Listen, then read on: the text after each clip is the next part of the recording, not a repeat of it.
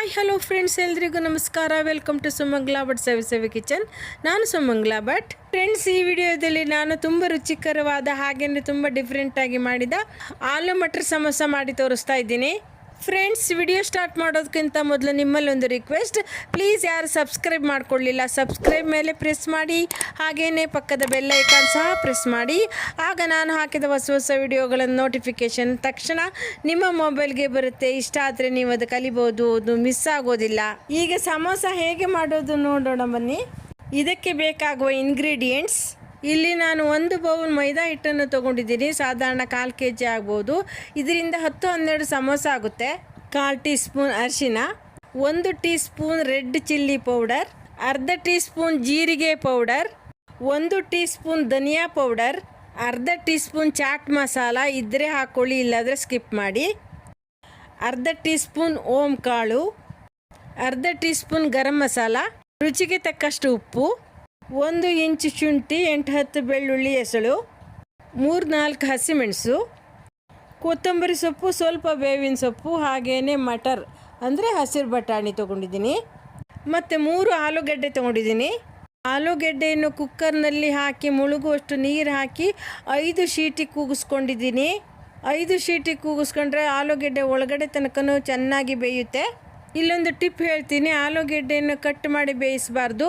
ಆ ರೀತಿ ಕಟ್ ಮಾಡಿ ಬೇಯಿಸಿದರೆ ಅದು ನೀರು ಕುಡ್ಕೊಳ್ಳುತ್ತೆ, ನಂತರ ಸಮೋಸ ಅದು ಮೆತ್ತಗಾಗ್ಬಿಡುತ್ತೆ. ಕರಿಲಿಕ್ಕೆ ಎಣ್ಣೆ ಇಟ್ಕೊಂಡಿದ್ದೀನಿ, ಎಷ್ಟು ಬೇಕೋ ಅಷ್ಟು ತೊಗೊಂಡ್ರಾಯ್ತು. ಹಿಟ್ಟಿಗೆ ಹಾಕಲಿಕ್ಕೆ 4 ಟೀ ಸ್ಪೂನ್ ಎಣ್ಣೆ ತೊಗೊಂಡಿದ್ದೀನಿ. ನೀವು ಸಮೋಸ ಕಲಿಯುವಾಗ ಈ ರೀತಿ ಎಲ್ಲದನ್ನು ರೆಡಿ ಮಾಡಿಕೊಂಡ್ರೆ ಬೇಗ ಸಮೋಸವನ್ನು ಮಾಡಿ ಮುಗಿಸ್ಬೋದು. 1 ಬೌಲ್ಗೆ ಮೈದಾ ಹಿಟ್ಟನ್ನು ಹಾಕ್ಕೊಂಡು 4 ಟೀ ಸ್ಪೂನ್ ಎಣ್ಣೆಯನ್ನು ಬಿಸಿ ಮಾಡಿ ಹಾಕ್ತಾಯಿದ್ದೀನಿ. ಎಣ್ಣೆಯನ್ನು ಬಿಸಿ ಮಾಡಿ ಏಕೆ ಹಾಕಬೇಕಂದ್ರೆ ಹಿಟ್ಟಿಗೆ ಹಾಕಿದಾಗ ಎಣ್ಣೆ ಎಲ್ಲ ಕಡೆಗೂ ಸರಿಯಾಗಿ ಹರಡಿಕೊಳ್ಳುತ್ತೆ ಮತ್ತು ಚೆನ್ನಾಗಿ ಮಿಕ್ಸ್ ಆಗುತ್ತೆ. ಈ ರೀತಿ ಎಣ್ಣೆ ಮತ್ತು ಹಿಟ್ಟನ್ನು ಚೆನ್ನಾಗಿ ಕೈಯಲ್ಲಿ ಮಿಕ್ಸ್ ಮಾಡಿಕೊಂಡ್ರೆ ಸಮೋಸ ತುಂಬಾ ಕ್ರಂಚಿಯಾಗಿ ಬರುತ್ತೆ. ಕೈಯಲ್ಲಿ ಮುದ್ದೆ ಕಟ್ಟಿದರೆ ಈ ರೀತಿ ಬರಬೇಕು. ಈ ರೀತಿ ಬರೆದಿದ್ರೆ ಸ್ವಲ್ಪ ಎಣ್ಣೆ ಹಾಕ್ಕೊಂಡು ಮತ್ತೆ ಮಿಕ್ಸ್ ಮಾಡ್ಕೊಳ್ಳಿ. ಒಂದು ಅರ್ಧ ಟೀ ಸ್ಪೂನ್ ಓಂ ಕಾಳು ಅಥವಾ ಅಜ್ವೈನ್, ಇದನ್ನು ನಾನು ಕೈಗೆ ಹಾಕ್ಕೊಂಡು ಸ್ಮ್ಯಾಶ್ ಮಾಡಿ ಹಿಟ್ಟಿಗೆ ಹಾಕ್ಕೊಳ್ತಾ ಇದ್ದೀನಿ. ಓಂ ಕಾಳು ಎಲ್ಲ ಕಡೆಗೂ ಹಿಟ್ಟಲ್ಲಿ ಮಿಕ್ಸ್ ಆಗೋ ಹಾಗೆ ಮತ್ತೆ ಚೆನ್ನಾಗಿ ಮಿಕ್ಸ್ ಮಾಡ್ಕೊಳ್ಳಿ. ರುಚಿಗೆ ತಕ್ಕಷ್ಟು ಉಪ್ಪನ್ನು ಹಾಕ್ಕೊಳ್ಳೋಣ. ಇಲ್ಲಿ ನಾನು ಅರ್ಧ ಟೀ ಸ್ಪೂನ್ ಉಪ್ಪನ್ನು ಹಾಕ್ಕೊಂಡಿದ್ದೀನಿ. ಮೊದಲು ಉಪ್ಪಿಗೆ ನೀರು ಹಾಕಿ ಅದನ್ನು ಕರಗಿಸ್ಕೊಂಡು ನಂತರ ಹಿಟ್ಟಿಗೆ ಸ್ವಲ್ಪ ನೀರು ಹಾಕ್ತಾ ಕಲಿಸ್ಕೊಳ್ತಾ ಬರಬೇಕು. ಸ್ವಲ್ಪ ನೀರು ಹಾಕ್ತಾ ಈ ರೀತಿ ಗಟ್ಟಿಯಾಗಿ ಕಲಿಸ್ತಾ ಬರಬೇಕು. ಹಿಟ್ಟನ್ನು ಸ್ವಲ್ಪ ಗಟ್ಟಿಯಾಗಿ ಸಾಫ್ಟಾಗಿ ಕಲಿಸ್ಕೊಂಡ್ರೆ ಸಮೋಸ ತುಂಬಾ ಕ್ರಿಸ್ಪಿಯಾಗಿ ಬರುತ್ತೆ. ನೋಡಿ, ಈ ರೀತಿ ಕಲಸಿ ಸ್ಮೂತ್ ಮಾಡಬೇಕು ಹಿಟ್ಟನ್ನು. ನೋಡಿ, ಈ ಥರ ಇಷ್ಟು ಗಟ್ಟಿ ಕಲಸಿದ್ರೆ ಸಾಕು. ಹಿಟ್ಟು 10 ನಿಮಿಷ ಚೆನ್ನಾಗಿ ನೆನಿಬೇಕು. ಅದಕ್ಕೆ ಒಂದು ಸ್ವಲ್ಪ ಎಣ್ಣೆಯನ್ನು ಸವರಿ ಒದ್ದೆ ಬಟ್ಟೆಯನ್ನು ಮುಚ್ಚಿಡೋಣ. ಹಿಟ್ಟು ನೆನೆಯೋ ತನಕ ನಾವು ಆಲೂಗಡ್ಡೆ ಬಾಜಿ ಮಾಡ್ಕೊಳ್ಳೋಣ. ಒಂದು ಸಣ್ಣ ಮಿಕ್ಸರ್ಗೆ 1 ಇಂಚು ಶುಂಠಿಯನ್ನು ಜಜ್ಜಿ ಹಾಕ್ತಾ ಇದ್ದೀನಿ. ಹಾಗೆಯೇ 8-10 ಎಸಳು ಬೆಳ್ಳುಳ್ಳಿನ ಸಿಪ್ಪೆ ಸುಲಿದೆ ಹಾಕ್ತಾ ಇದ್ದೀನಿ. 4 ಹಸಿಮೆಣಸನ್ನು ಹಾಕ್ತಾ ಇದ್ದೀನಿ. ಸ್ವಲ್ಪ ಕೊತ್ತಂಬರಿ ಸೊಪ್ಪು, 2 ಕಡ್ಡಿ ಕರಿಬೇವಿನ ಸೊಪ್ಪನ್ನು ಹಾಕ್ತಾ ಇದ್ದೀನಿ. ರುಚಿಗೆ ತಕ್ಕಷ್ಟು ಉಪ್ಪು. ಗ್ರೈಂಡ್ ಮಾಡಲಿಕ್ಕೆ ಸ್ವಲ್ಪ ನೀರನ್ನು ಹಾಕ್ಕೊಳ್ಳೋಣ. ಇದನ್ನು ನುಣ್ಣಗೆ ಗ್ರೈಂಡ್ ಮಾಡ್ಕೊಂಡು ಬರೋಣ. ನುಣ್ಣಗೆ ರುಬ್ಬಿಯಾಗಿದೆ. ಇದನ್ನು ಸೈಡಿಗೆ ಇಟ್ಕೊಳ್ಳೋಣ. ಸ್ಟವ್ ಮೇಲೆ ಒಂದು ಕಡಾಯಿ ಇಟ್ಟು ಅದಕ್ಕೆ ಸ್ವಲ್ಪ ಎಣ್ಣೆ ಹಾಕಿದ್ದೀನಿ. ಸ್ಟವ್ ಆನ್ ಮಾಡ್ಕೊಳ್ಳೋಣ. ಎಣ್ಣೆ ಸ್ವಲ್ಪ ಕಾದಿದೆ, ಅದಕ್ಕೆ 1 ಟೀ ಸ್ಪೂನ್ ಜೀರಿಗೆ ಹಾಕ್ತಾ ಇದ್ದೀನಿ. 1/4 ಟೀ ಸ್ಪೂನ್ ಅರಿಶಿನ ಪುಡಿ. ಜೀರಿಗೆ ಸ್ವಲ್ಪ ಚಟಪಟ ಆದ ಕೂಡಲೇ ರುಬ್ಬಿದ ಮಸಾಲೆ ಹಾಕ್ತಾ ಇದ್ದೀನಿ. ಮಸಾಲೆ ಹಾಕುವಾಗ ಎಣ್ಣೆ ಹಾರುತ್ತೆ, ಸ್ವಲ್ಪ ಜಾಗ್ರತೆ ಮಾಡಿ ಹಾಕ್ಕೊಳ್ಳಿ. ಇದನ್ನು ಈಗ ಚೆನ್ನಾಗಿ ಹುರ್ಕೊಳ್ಳೋಣ. ಲೋ ಫ್ಲೇಮ್ನಲ್ಲೇ ಹುರ್ಕೊಳ್ಳಿ, ಇಲ್ಲಾಂದರೆ ಎಣ್ಣೆ ಹಾರುತ್ತೆ. ಮಸಾಲೆ ಫ್ರೈ ಆಗಿದೆ. ಈಗ ಒಂದು ಸಾರಿ ಸ್ಟವ್ ಆಫ್ ಮಾಡ್ಕೊಳ್ತಾ ಇದ್ದೀನಿ. ಇದಕ್ಕೆ ಈಗ ಹಸಿರು ಬಟಾಣಿ ಅಂದರೆ ಮಟರ್ ಹಾಕೋಣ. ಬೇಯಿಸಿಟ್ಟು ಆಲೂಗೆಡ್ಡೆಯನ್ನು ಕೈಯಲ್ಲೇ ಸ್ಮ್ಯಾಶ್ ಮಾಡಿ ಹಾಕ್ಕೊಳ್ತಾ ಇದ್ದೀನಿ. ನೋಡಿ, ಇದೇ ರೀತಿ ನಾವು ಕೈಯಲ್ಲೇ ಸ್ಮ್ಯಾಶ್ ಮಾಡಿ ಇದಕ್ಕೆ ಹಾಕ್ಕೊಳ್ಬೇಕು. ಸ್ಟವ್ ಆನ್ ಮಾಡ್ಕೊಳ್ಳೋಣ. ಕೊತ್ತಂಬರಿ ಬೀಜದ ಪೌಡ್ರ್ ಹಾಕ್ತಾ ಇದ್ದೀನಿ. ಅರ್ಧ ಟೀ ಸ್ಪೂನ್ ಜೀರಿಗೆ ಪೌಡರು, ಚಾಟ್ ಮಸಾಲ ಸ್ವಲ್ಪ ಇದ್ರೆ ಹಾಕ್ಕೊಳ್ಳಿ, ಇಲ್ಲಾಂದರೆ ಸ್ಕಿಪ್ ಮಾಡಿ. ಅರ್ಧ ಟೀ ಸ್ಪೂನ್ ಗರಂ ಮಸಾಲ, ಹಾಗೆಯೇ 1 teaspoon red chilli powder. Low ಫ್ಲೇಮ್ನಲ್ಲಿ ಇಟ್ಕೊಂಡು ಎಲ್ಲದನ್ನು ಚೆನ್ನಾಗಿ ಮಿಕ್ಸ್ ಮಾಡ್ತಾ ಇದ್ದೀನಿ.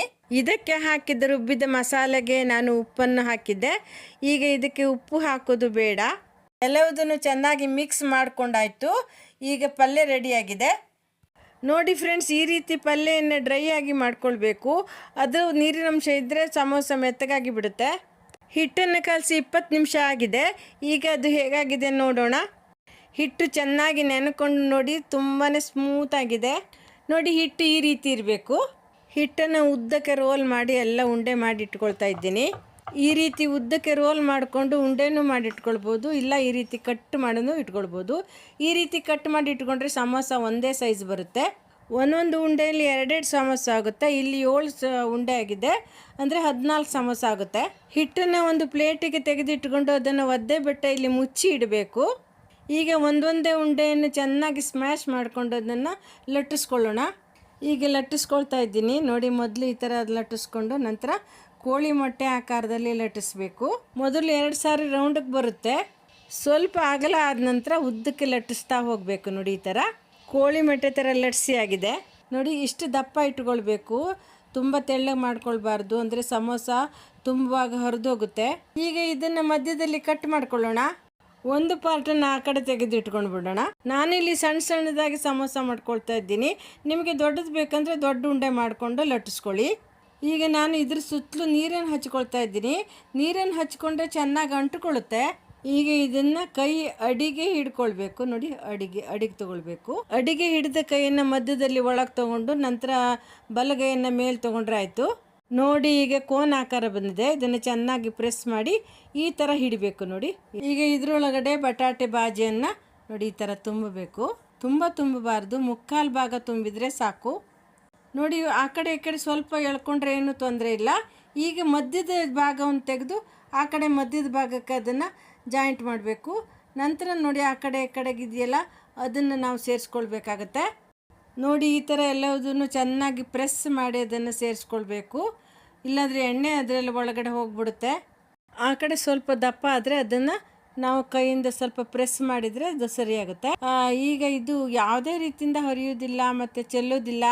ನಾವು ದಪ್ಪ ಹೊರೆದಿದ್ದೇವಲ್ಲ ಆದ್ದರಿಂದ ನೋಡಿ ಈ ಥರ ಶೇಪನ್ನು ಸರಿ ಮಾಡಿಕೊಂಡು ಪ್ರೆಸ್ ಮಾಡಿ ಇಟ್ಕೊಂಡ್ರೆ ಆಯಿತು. ಈ ರೀತಿ ನಾನು ಈಗ ಒಂದೊಂದಾಗಿ ಎಲ್ಲದನ್ನು ಮಾಡಿ ಇಟ್ಕೊಳ್ತೀನಿ. ಸ್ಟೋವ್ ಮೇಲೆ ಒಂದು ಕಡಾಯಿ ಇಟ್ಕೊಂಡಿದ್ದೀನಿ, ಅದಕ್ಕೆ ಎಣ್ಣೆ ಹಾಕ್ತಾಯಿದ್ದೀನಿ. ಇದಕ್ಕೆ ಸ್ವಲ್ಪ ಎಣ್ಣೆ ಜಾಸ್ತಿ ಬೇಕಾಗುತ್ತೆ. ಇದಕ್ಕೆ ಒಂದು 3/4 ಲೀಟ್ರ್ ಎಣ್ಣೆ ಹಾಕಿದ್ದೀನಿ. ಸ್ಟೋವ್ ಆನ್ ಮಾಡಿ ಎಣ್ಣೆ ಕಾಯ್ಲಿಕ್ಕೆ ಇಡೋಣ. ಮೀಡಿಯಮ್ ಫ್ಲೇಮ್ ಇಟ್ಕೊಳ್ರಿ ನೋಡಿ. ಸಮೋಸನೆಲ್ಲ ರೆಡಿ ಮಾಡಿ ಇಟ್ಕೊಂಡಿದ್ದೀನಿ. ಎಣ್ಣೆ ಸ್ವಲ್ಪ ಕಾದಿದೆ. ಎಣ್ಣೆ ತುಂಬ ಕಾಯಿಸ್ಕೊಳ್ಬಾರ್ದು, ಕೈಗೆ ಸ್ವಲ್ಪ ಬೆಚ್ಚಗಾದರೆ ಸಾಕು. ಈಗ ಸ್ವಲ್ಪ ಬೆಚ್ಚಗಾಗಿದೆ ನೋಡಿ. ಎಣ್ಣೆಯಲ್ಲಿ ನಾವು ಸಮೋಸ ಹಾಕಿದಾಗ ಎಣ್ಣೆಯಲ್ಲಿ ಅದು ಮುಳುಗಬೇಕು, ಅಷ್ಟೇ ಎಣ್ಣೆಯನ್ನು ನಾವು ಹಾಕ್ಕೊಳ್ಬೇಕಾಗುತ್ತೆ. ಸ್ಟೋವನ್ನು ಲೋ ಮೀಡಿಯಮ್ ಫ್ಲೇಮ್ ಮಾಡ್ಕೊಳ್ಬೇಕು. ಹೈ ಫ್ಲೇಮ್ ಅಥವಾ ಮೀಡಿಯಮ್ ಫ್ಲೇಮ್ ಇದ್ದರೆ ಅದು ಬೇಗ ಬೆಂದು ಅದು ಮೆತ್ತಗಾಗ್ಬಿಡುತ್ತೆ. ಲೋ ಮೀಡಿಯಮ್ ಫ್ಲೇಮ್ನಲ್ಲೇ ಇದನ್ನು ಬೇಯಿಸ್ಕೊಳ್ಬೇಕು. ಉಲ್ಟಾ ಸುಲ್ಟಾ ಹಾಕ್ತಾ ಇರಬೇಕಾಗತ್ತೆ. ಹಾಕಿದ ಸ್ವಲ್ಪ ಹೊತ್ತಿಗೆ ಈ ರೀತಿ ಎಲ್ಲದನ್ನು ಬಿಡಿಸಿ ಅದನ್ನು ಬೇರೆ ಮಾಡ್ಕೊಳ್ತಾ ಹೋಗಬೇಕು, ಅಂದರೆ ಚೆನ್ನಾಗಿ ಬೇಯುತ್ತೆ ಅದು. ಲೋ ಮೀಡಿಯಮ್ ಫ್ಲೇಮ್ನಲ್ಲೇ ಅದನ್ನು ಬೇಯಿಸ್ಕೊಂಡ್ರೆ ಗುಳ್ಳೆ ಥರ ಬೆಂದು ಬರುತ್ತೆ. ಎಲ್ಲವುದು ಗೋಲ್ಡನ್ ಕಲರಿಗೆ ಬರೋ ತನಕ ಈ ರೀತಿ ತಿರುಗಿಸಿ ಹಾಕ್ತಾಯಿದ್ರೆ ತುಂಬಾ ಚೆನ್ನಾಗಿ ಬೆಂದ್ಕೊಂಡು ಬರುತ್ತೆ ನೋಡಿ ಫ್ರೆಂಡ್ಸ್. ಈಗ ಗೋಲ್ಡನ್ ಕಲರಿಗೆ ಬರಲಿಕ್ಕೆ ಶುರುವಾಗಿದೆ. ಸಮೋಸ ಗೋಲ್ಡನ್ ಕಲರಿಗೆ ತಿರುಗ್ತಾ ಬರಬೇಕಾದ್ರೆ ಆ ಎಣ್ಣೆದು ಎಲ್ಲ ಗುಳ್ಳೆ ಎಲ್ಲ ನಿಲ್ತಾ ಬರುತ್ತೆ. ಅದು ಸ್ವಲ್ಪ ನಿಂತ ಆದ ಹಾಗೆ ಅದೆಲ್ಲ ಗೋಲ್ಡನ್ ಕಲರಿಗೆ ಬರುತ್ತೆ. ಆವಾಗ ಇದನ್ನು ತೆಗೆದು ಬಿಡಬೇಕು ನೋಡಿ ಫ್ರೆಂಡ್ಸ್. ಈಗ ಗೋಲ್ಡನ್ ಕಲರಿಗೆ ತಿರುಗ್ತಾ ಇದೆ, ಎಣ್ಣೆಯಲ್ಲಿರೋ ಗುಳ್ಳೆ ಎಲ್ಲ ಅಡಗ್ತಾ ಬರ್ತಾ ಇದೆ. ಈಗ ಇದನ್ನು ತೆಗೆಯುವಾಗ ಹೈ ಫ್ಲೇಮ್ ಮಾಡ್ಕೊಳ್ಬೇಕು. ಈ ರೀತಿ ಹೈ ಫ್ಲೇಮ್ ಮಾಡಿಕೊಂಡ್ರೆ ಎಣ್ಣೆ ಕಾದು ಅದು ಸಮೋಸ ನಾವು ತೆಗೆದು ಪ್ಲೇಟಿಗೆ ಹಾಕಿದಾಗ ಅದರಲ್ಲಿರೋ ಎಣ್ಣೆ ಎಲ್ಲ ಕೆಳಗೆ ಇಳಿದು ಹೋಗುತ್ತೆ ನೋಡಿ ಫ್ರೆಂಡ್ಸ್. ಎಷ್ಟು ಚೆನ್ನಾಗಿ ಗೋಲ್ಡನ್ ಕಲರಿಗೆ ಬಂದಿದೆ. ಈ ರೀತಿ ನಾವು ಬೇಯಿಸ್ಕೊಂಡ್ರೆ ಕರಮ್ ಕುರುಮಾಗಿ ಸಮೋಸ ತುಂಬಾ ರುಚಿಯಾಗುತ್ತೆ. ಸಮೋಸ ರೆಡಿಯಾಗಿದೆ. ಈಗ ಸರ್ವ್ ಮಾಡ್ತೀನಿ. ಸ್ಪೂನಲ್ಲಿ ಕುಟ್ಟಿದ್ದು ನೋಡಿ, ಕಟ್ ಅಂತ ಶಬ್ದ ಬರ್ತಾ ಇದೆ. ತುಂಬಾ ಕ್ರಿಸ್ಪಿಯಾಗಿ ಬಂದಿದೆ ನೋಡಿ ಯಾವ ಥರ ಶಬ್ದ ಬರ್ತಾ ಇದೆ ಅಂತ. ಒಳಗೆಲ್ಲ ಚೆನ್ನಾಗಿ ಬೆಂದ್ಕೊಂಡು ನೋಡಿ ಕ್ರಿಸ್ಪಿಯಾಗಿ ಬಂದಿದೆ. ಗ್ರೀನ್ ಚಟ್ನಿ ಮತ್ತು ಸಾಸ್ನೊಂದಿಗೆ ಇದನ್ನು ನಾನು ಸರ್ವ್ ಮಾಡ್ತಾ ಇದ್ದೀನಿ. ನೀವು ಗ್ರೀನ್ ಚಟ್ನಿ ಇಲ್ಲದಿದ್ದರೆ ಬರೀ ಸಾಸ್ ಹಾಕ್ಕೊಂಡು ಸಹ ಇದನ್ನು ತಿನ್ಬೋದು. ಮಕ್ಕಳಿಂದ ಹಿಡಿದು ದೊಡ್ಡವ್ರ ತನಕ ಇದನ್ನು ತುಂಬಾ ಇಷ್ಟಪಟ್ಟು ತಿಂತಾರೆ. ನೀವು ಒಮ್ಮೆ ಇದನ್ನು ಮಾಡಿ ನೋಡಿ ಹೇಗಾಗಿದೆ ಅಂತ ಕಾಮೆಂಟ್ ಮೂಲಕ ತಿಳಿಸಿ.